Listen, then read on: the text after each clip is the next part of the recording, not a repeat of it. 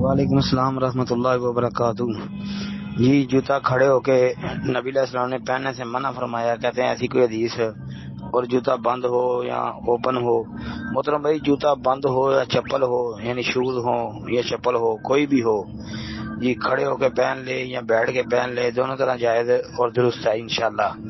جی، جس میں آتا ہے کہ کھڑے ہو کے جوتا پہننے سے منع فرمایا، میری تحقیق میں اس حوالے سے کوئی سند بھی صحیح نہیں ہے۔ ابن ماجہ میں دو سندیں ہیں، ایک میں سفیان ثوری کی تدلیس ہے، ایک میں اعمش کی تدلیس ہے، اور ابو داود میں جو سند ہے جابر رضی اللہ عنہ کی روایت سے، اس میں ابو زبیر کی تدلیس ہے، اور جو سنن ترمذی میں روایت ہے اس میں حارث بن نبہان وہ متروک الحدیث راوی ہے۔ جی، بہرحال اس حوالے سے کوئی سند بھی صحیح نہیں ہے۔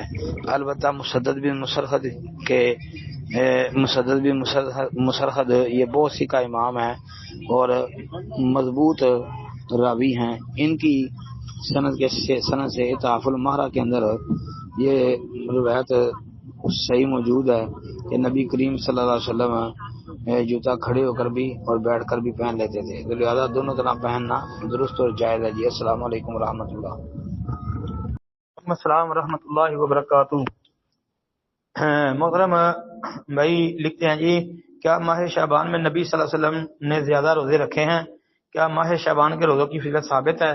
جی بالکل، نبی کریم صلی اللہ علیہ وسلم نے شعبان کے مہینے میں بہت زیادہ روزے رکھے ہیں، اور بہت زیادہ روزے رکھتے تھے نا، تو وہ اسامہ بن زیاد والی سنن نسائی کی جو حدیث ہے اس میں یہ بھی موجود ہے کہ نبی علیہ الصلوۃ والسلام روزے رکھتے تھے تاکہ اللہ کے ہاں جب اعمال پیش ہوں تو وہ روزے کی حالت میں ہوں۔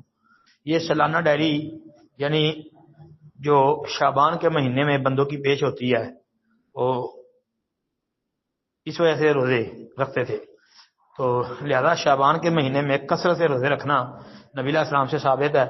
اب باقی صرف 15ویں شعبان کی رات کی عبادت اور دن کا روزہ، یہ خاص نبی کریم صلی اللہ علیہ وسلم سے کوئی بھی چیز ثابت نہیں ہے اس حوالے سے، یعنی خاص رات کی عبادت کرنا اور خاص 15 شعبان کا روزہ رکھنا، یہ اللہ کے رسول علیہ الصلوۃ والسلام سے ثابت نہیں۔